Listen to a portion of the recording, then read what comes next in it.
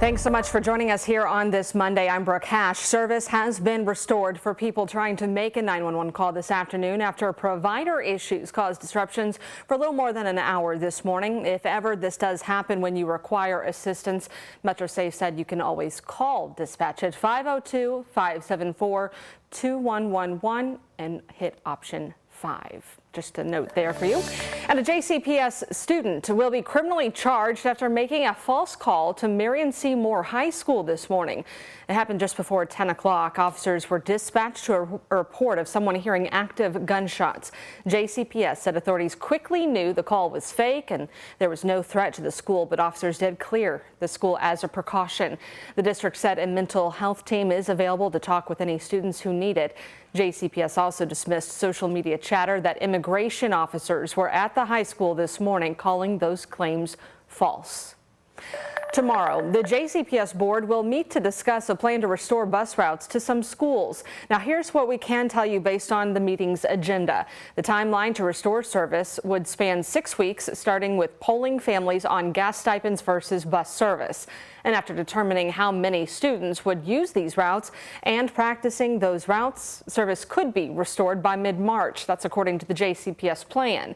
Back in December, Superintendent Dr. Marty Polio recommended bus service be reinstated for free and reduced lunch students at Butler, Manual, and Male high schools. Johnson Traditional Middle School, Coleridge Taylor Montessori Elementary School, and Young Elementary School were also in that proposal. The board meets tomorrow night at 6 o'clock. And that's where we'll also have an update on the superintendent search, with Dr. Marty Polio retiring at the end of this school year. In the meantime, you can weigh in through the Special Search Committee's survey. It asks questions about leadership, diversity, and needs within the district. You also do not have to be a JCPS parent or student to participate. We have the survey in this story on WHAS11.com. New TARC routes are in effect in the metro. Sunday marked the first day for these changes. In total, 11 routes were affected. We've highlighted a few of them there on your screen. The 22nd Street route now merges with Dixie Highway, and Crumbs Lane merges into Eastern Parkway.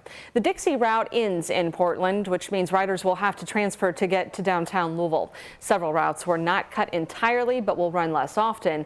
TARC said these cuts will save the agency about $4 million a year. Louisville could be added as a stop on a new Amtrak route. A U.S. Department of Transportation study identified it as one of 37 potential stops on a new Amtrak route that could run from Chicago to Miami. Now, Louisville was also on a potential route between Detroit and New Orleans, but that study did not mention an actual train stop in the Derby city. And wouldn't that be nice? I know we've talked about this for decades now, Sam, getting Amtrak to come here, so you just never know. That would be convenient. There's a lot of attractions here for tourists, so it only makes sense, Brooke. Hey, a live look right now at the sky, not the skyline, but the Ohio River, looking east from downtown Louisville. We're actually enjoying some 40-degree temperatures later this afternoon, but most of us still this morning into the midday hours, of course, still hovering in the upper 30s. A couple of us to the northeast hovering right at freezing, if not just below that mark. 30 in Paoli and 31 up towards Lawrence County right now. Again, we do have a little bit of a chill factor to the air, so it makes it feel like we're in the middle to upper 20s in a couple of locations. LaGrange right now sitting at 23 for the wind chill. And here's how we fare for the remainder of much of the mid-Atlantic region heading towards the Ohio Valley, and Chicagoland sitting at 32 right now, Nashville at 41. So again, we're kind of dipping into some fairly normal temperatures for this time of the year, if not just below average, but all in all, around 4 o'clock this afternoon, more snow melt underway. We're going to get to 44 degrees, so you probably already noticed throughout the weekend those snowbanks in your residential streets and across the neighborhood, obviously really lessening as we get into the remainder of the weekend and heading into much of this week, as temperatures will be well above normal by later on, especially as early as Wednesday, where we could be into the 50s. So because of that, we're going to give way to warming temperatures each day this week. Before we do notice a chance for some weekend rain showers, in particular on Friday. That full forecast on how much rain is generally in our forecast and the exact timing in a few minutes. Sam, thank you. The staff at Melwood Art Center is left cleaning up after the cold temperatures led to flooding this weekend. Take a look at that. The freezing temperatures caused a pipe in the fire protection system to burst. Rushing water left puddles of mud behind, soaking boxes and damaging other items. Louisville Fire said the system froze during the cold snap and then burst when it thawed, but it was quickly shut off, keeping damage minimal. And a hazmat situation in southwest Louisville now under control. The Pleasure Ridge Park Fire Department responded to a low-level hazardous materials incident on Campground Road last night. And according to Google Maps, that puts us right around Bakelite Synthetics.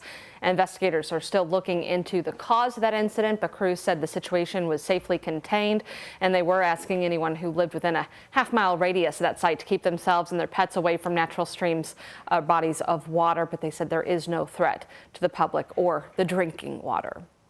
Well, the body of a missing kayaker was found in Taylorsville Lake this weekend. The Taylorsville Spencer County Fire District said it received a call just before 7 o'clock Saturday night about a kayaker who'd gone out on the lake but never returned.